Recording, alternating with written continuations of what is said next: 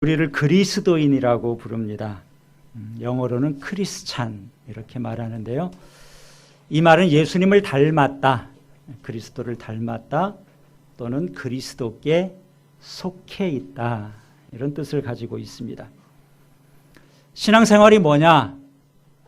예수님을 닮아가는 과정이다, 이렇게 말할 수 있어요. 우리가 그리스도인으로서 그리스도인답다는 것이 무엇인가? 우리 그리스도인이 마땅히 내야 될 맛은 무엇인가? 거기에 대한 답 역시 예수님을 닮고 또 예수님의 말씀대로 살아가는 것이다, 이렇게 답할 수 있습니다. 자, 지금 예수님께서는 십자가를 향해서 가고 계십니다. 제 아들이 만류해도 예수님께서는 아랑곳하지 않고 흔들리지 않고 십자가를 향해서 가고 계세요. 자, 스승이 가는 길, 제자라면 당연히 따라가야 됩니다. 제자는 스승을 닮아야 돼요. 그런데 오늘 본문에 나타나는 제자들의 모습을 보면 예수님께서 가시고자 하는 그 길과는 다른 방향으로 가고 있습니다. 예수님이 가시는 길을 깨닫지도 못하고 그 길에는 관심도 없어요. 그냥 도무지 자기들의 수준을 벗어나지 못하고 있습니다. 자, 예수님이 북쪽에 있는 가이사랴 빌립보 지방까지 가셨다가 또 지난주에는 변화산에 올라가셨다가 이제는 다시 갈릴리에 있는 가버나움을 향해서 내려오시는 과정에 있었습니다. 근데 그 길에서 제 아들은 계속해서 서로 다투게 됩니다. 다툼의 주제가 뭐냐? 누가 크냐는 거예요. 우리 가운데 누가 더 잘났느냐, 누가 더 큰 자냐, 이 문제를 가지고 다툽니다. 장차 내가 너보다 나으니까 너보다 높은 자리, 큰 자리를 차지해야 된다는 거예요. 이런 제 아들의 모습을 보신 예수님 얼마나 답답하셨겠습니까? 그래서 가버나움 집에 도착하셨을 때 드디어 예수님께서 입을 여셨는데 이렇게 물으십니다. 너희가 길에서 토론한 것이 무엇이냐? 토론이라고 번역했지만 이들이 건전한 토론을 한 것이 아니에요. 서로 다툰 겁니다. 너희들 오는 길에 들어보니까 뭔가 시끄럽던데 뭐 가지고 싸웠냐? 그걸 물으시는 거죠. 할 말이 없습니다. 34절에 보니까 그들이 잠잠하니 이는 길에서 서로 누가 크냐 하고 쟁론하였음이라. 가장 크신 분은 예수님이세요. 그 예수님께서 모든 것을 다 버리고 이 땅에 낮추고 낮춰서 오셨습니다. 그것도 모자라서 치욕스러운 십자가의 길을 가시려고 해요. 누가 등 떠밀어서 가는 것도 아니고 힘이 없어서 가는 것도 아니고 예수님께서는 그 길을 자원해서 가십니다. 그 길이 구원의 길이기 때문이죠. 그 길이 고난의 길이지만 진정 영광의 길이기 때문에 예수님은 그 길을 가시는 겁니다. 그런데 별로 높아질 것도 없는 제자들은 서로 자기가 높다고 다투고 있는 모습. 자, 이런 제자들을 향해서 예수님께서 아주 중요한 말씀을 하십니다. 35절 말씀인데요. 35절 말씀을 다시 한번 같이 읽습니다.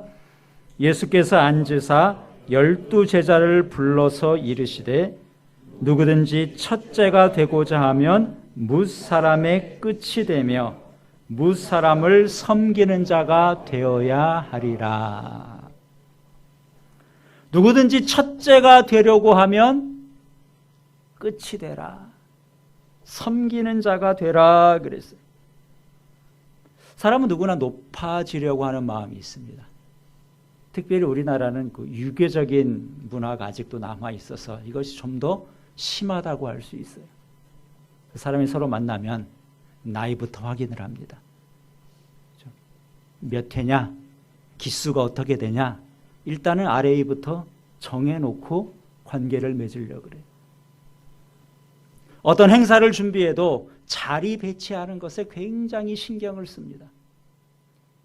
자기가 생각하는 거기에 걸맞는 자리를 주지 않으면 굉장히 불쾌하기 때문에 세상에서 이런 것들을 많이 신경을 써요. 세상은 경쟁사회입니다. 경쟁사회에서는 섬김을 받는 사람이 섬기는 자보다 훨씬 큰 것이에요. 그런데 예수님께서는 누구든지 첫째가 되려고 하면 끝이 돼야 된다. 섬기는 자가 첫째다 이렇게 말씀하세요. 첫째가 되는 비결을 가르쳐 주신 것이 아니겠죠. 그리스도인은 다르게 보고 다른 방식으로 살아야 된다는 겁니다. 예수님이 섬긴다는 말씀을 하셨는데 여러분은 섬긴다는 게 뭐라고 생각하십니까? 교회에서 섬김이라는 말을 많이 사용하잖아요.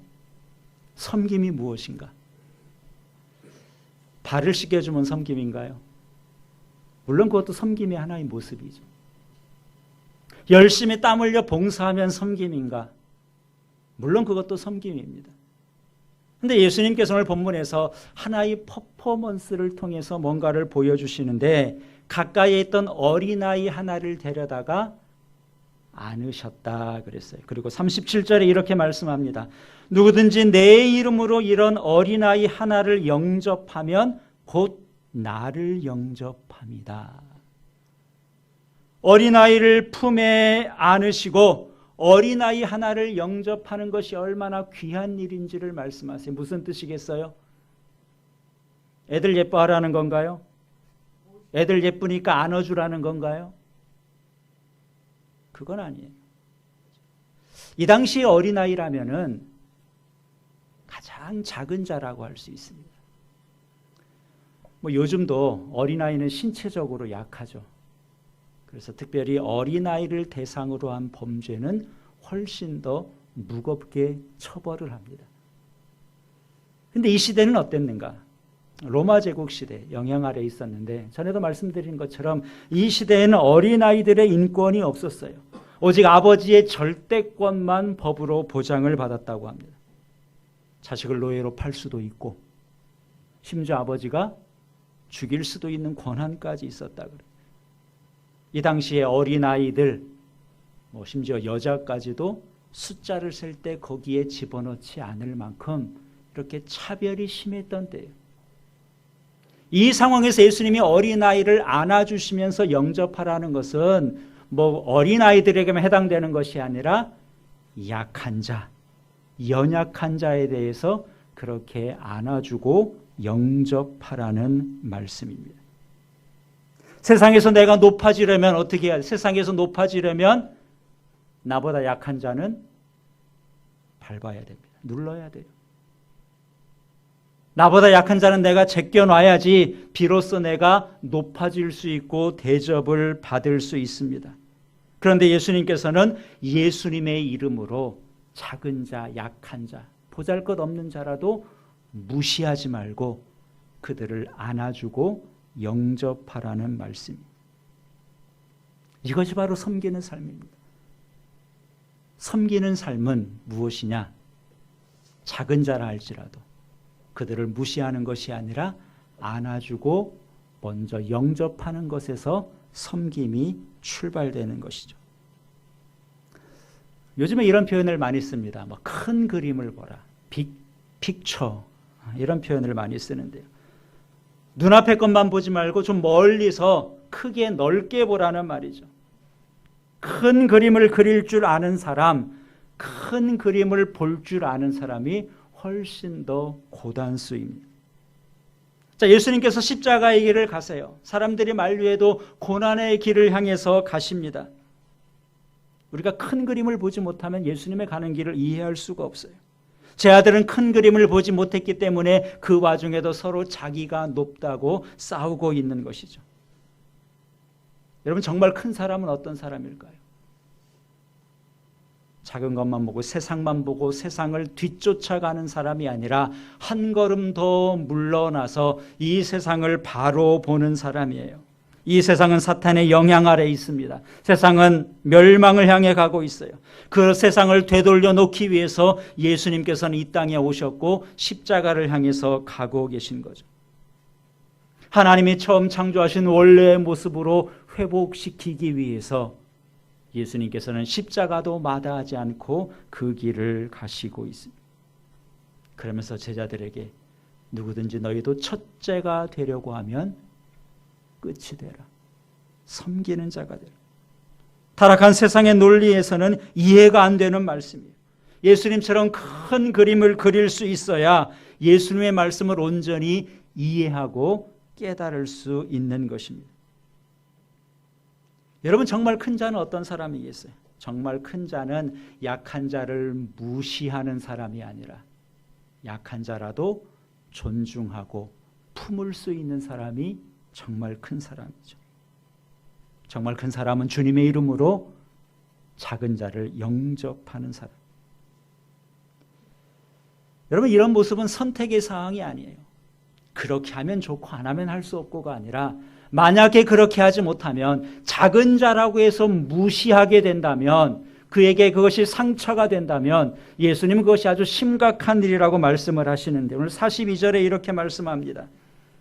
또 누구든지 나를 믿는 이 작은 자들 중 하나라도 실족하게 하면 차라리 연자맷돌이 그 목에서 매어 바다에 던져지는 것이 나으니라. 그래서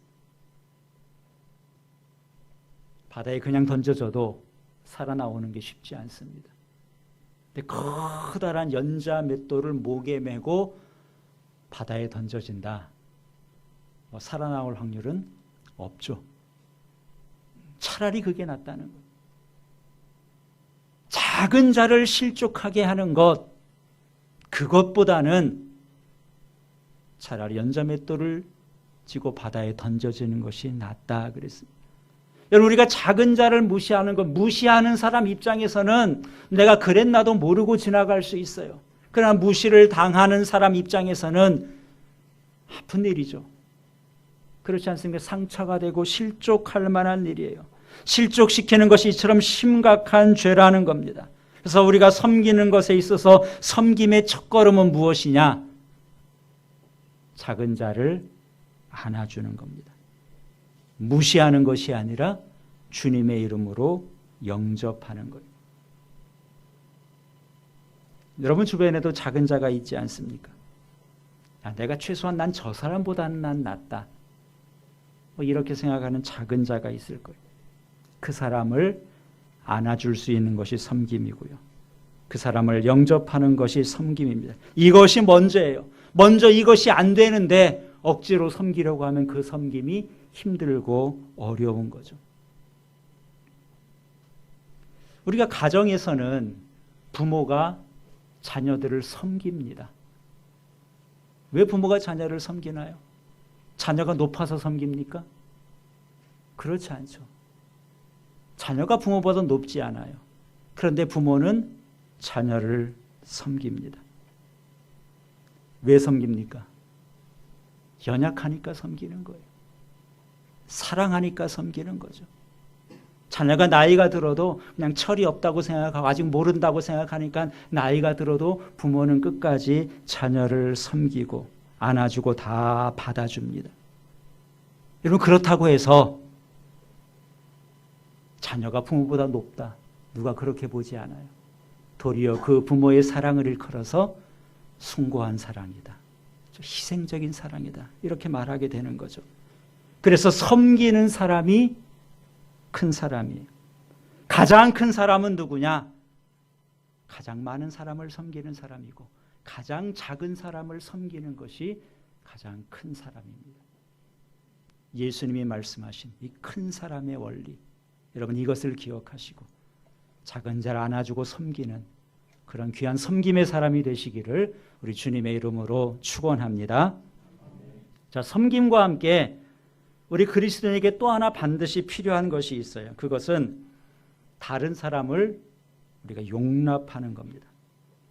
자, 세상의 원리 속에서는 작은 자는 내가 무시해버리면 돼요. 세상에서 높아지려면 작은 자는 무시하고 경쟁자, 큰 사람은 우리가 제껴두면 됩니다. 나보다 더 나은 사람은 배척해야지 우리가 큰 사람이 될 수 있어요.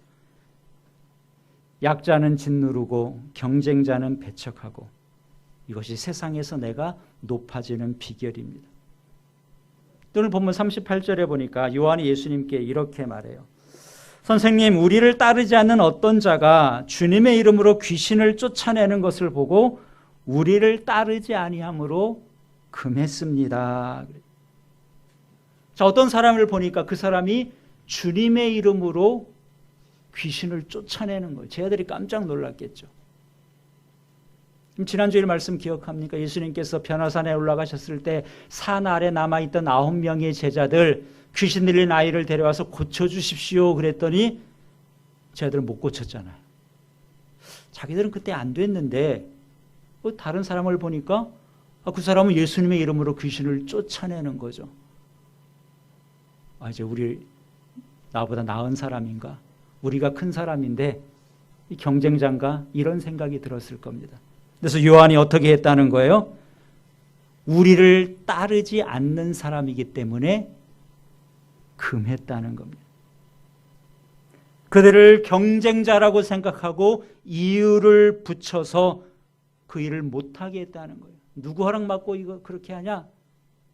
너 우리 편 아니잖아. 이렇게 생각하면서 못하게 했다는 거죠. 요한이 이렇게 말했을 때 예수님께서 칭찬해 주실 줄 알았어요. 그런데 예수님의 생각은 달랐습니다. 39절에 예수께서 이르시되 금하지 말라 그랬어요. 40절에서는 우리를 반대하지 않는 자는 우리를 위하는 자다. 그들도 우리 편이라는 거예요. 그렇게 하면 안 된다는 것이죠. 여러분은 누가 내 편이라고 생각하십니까? 대부분의 사람들은 자기 편이라고 생각하는 사람이 굉장히 좁습니다. 근데 예수님의 말씀을 들으면 예수님은 예수님의 편이 굉장히 넓어요. 누구든지 나를 반대하지 않는 사람은 다 우리 편이다. 우리 편이 좀 넓어져야 될 필요가 있습니다. 요즘 우리 사회가 어떻습니까? 이념적으로도 확실하게 갈라져 있어요. 내 편과 네 편이 분명합니다. 서로를 배척하죠. 경제적으로도 양극화가 심해지고 있습니다. 우리라는 생각보다도 내 편이다, 내 것이다, 이것을 훨씬 더 중요하게 여기면서 편을 가릅니다. 교회는 괜찮은가요? 우리 아마 작은 교회니까 우리 편, 남의 편이 뭐 있겠습니까? 그런데요, 사람의 본성 가운데는 아직도 나쁜 습성, 편을 가르는 습성들이 남아 있습니다. 우리 안에 전도회가 있습니다. 그 전도회가 편이 되면 안 되죠. 찬양대를 하는 사람이 있어요. 그것이 내 편이 되면 안 되고요. 전도회 안에서도 나랑 잘 통하는 사람이 있고 그렇지 않은 사람들이 있을 거예요. 이것이 은연중에 우리가 선을 긋는 편이 돼서 구분을 하게 된다면 좀 그것처럼 어리석은 것이 어디 있겠습니까? 그리스도인은 넓은 마음을 가져야 됩니다. 온 인류가 아담 한 사람으로부터 시작이 됐어요. 성경에서 교회를 뭐라고 말합니까? 교회는 한 몸이다. 둘도 아니고 하나라고 했어요. 예수님이 머리가 되시고 교회는 한 몸이고 우리는 한 몸에 있는 서로 지체다.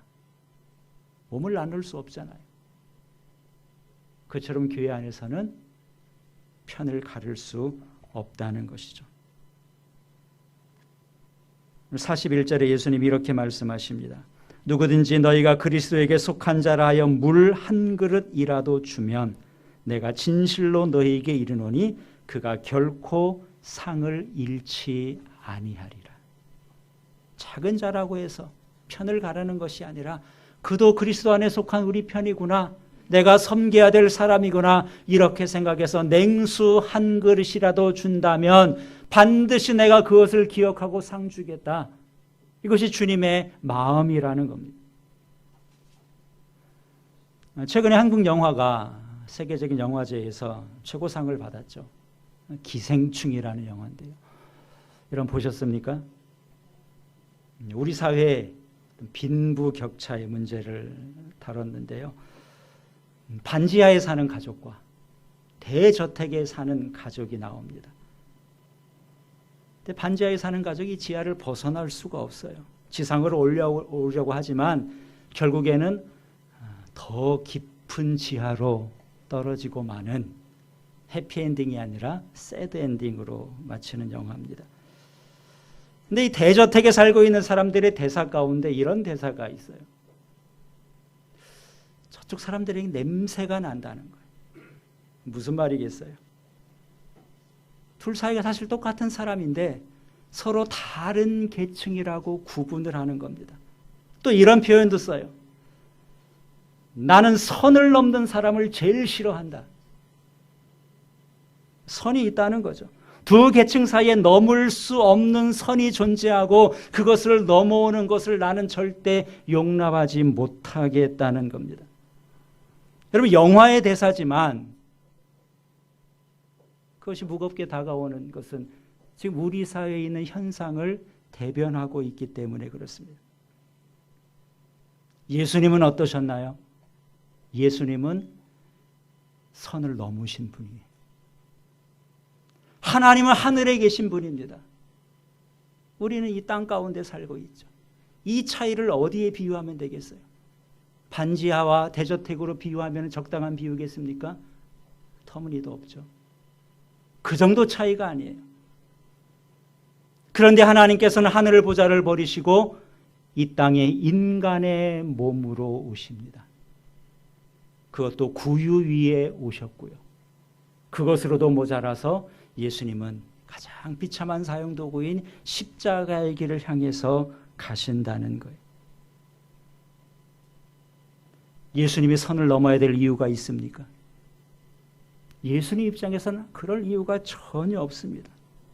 그런데 예수님께서는 그 선을 친히 넘으셨습니다. 왜요?